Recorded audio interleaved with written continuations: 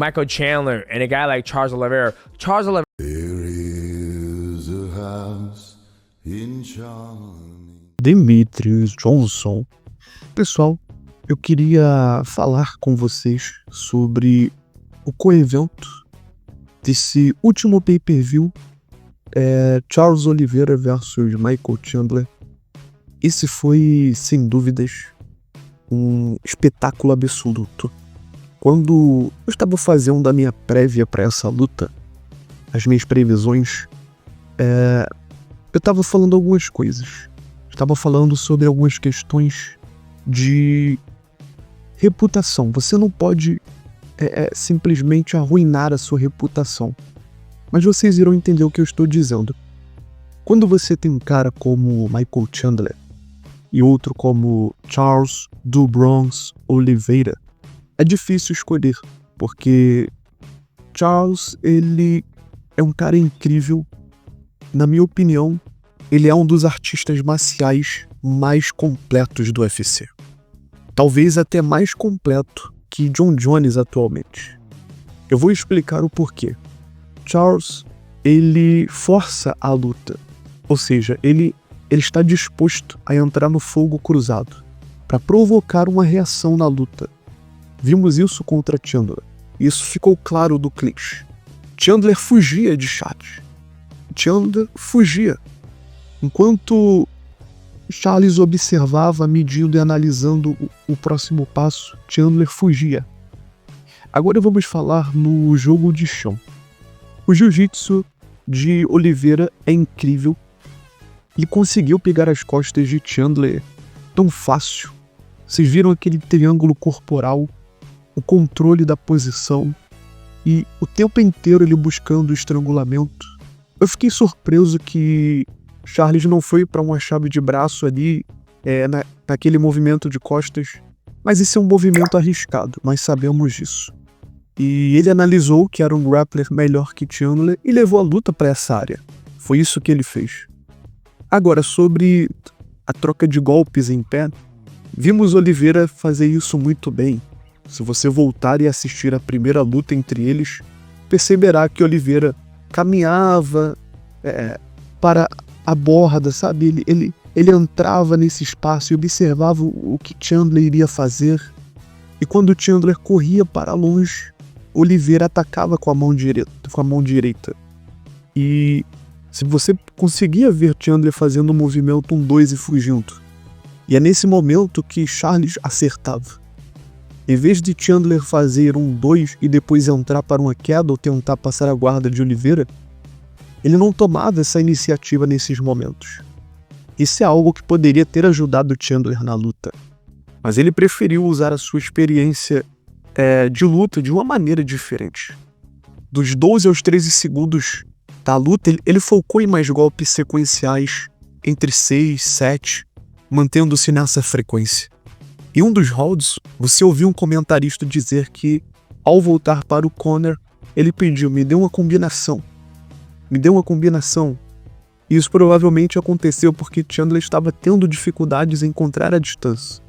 O momento certo para acertar um belo gancho de esquerda ou direto. Outra coisa que Oliveira fez muito bem foi usar aquele chute frontal, mantendo Chandler à distância, e nos rounds finais ele utilizou esse chute na perna de frente, tentando lesionar ali o Chandler, desestabilizar o joelho, podemos falar assim, e afetar ali a sua integridade. Foi uma luta extremamente espetacular.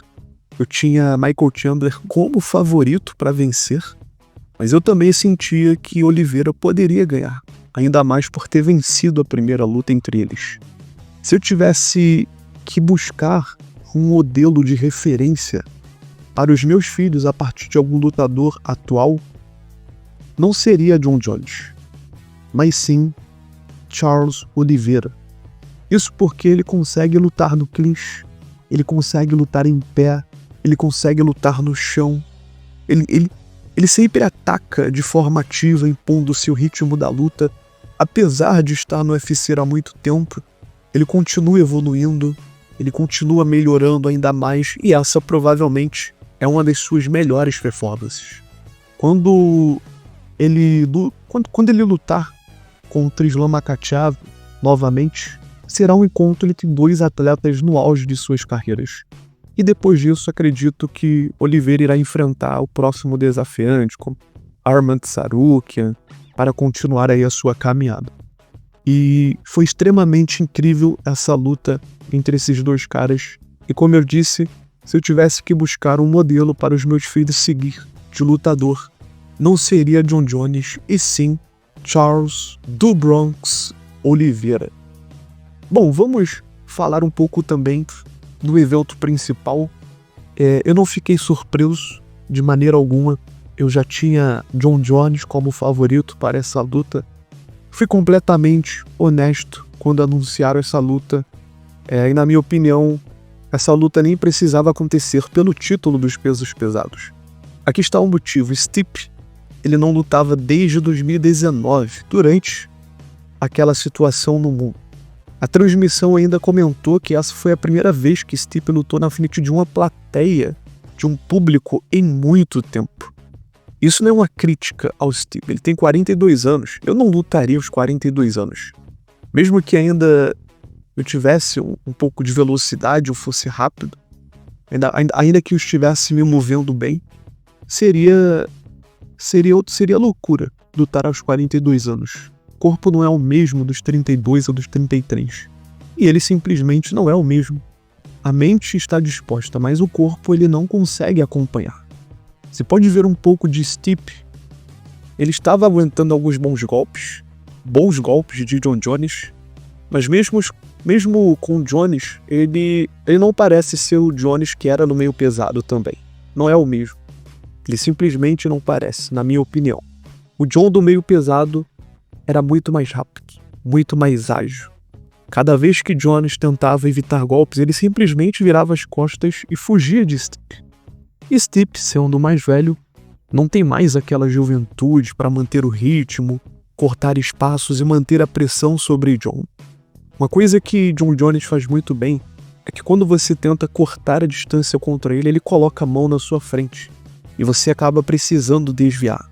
Remover essa mão é tentar atacar o corpo, mas isso é muito mais fácil de falar do que fazer.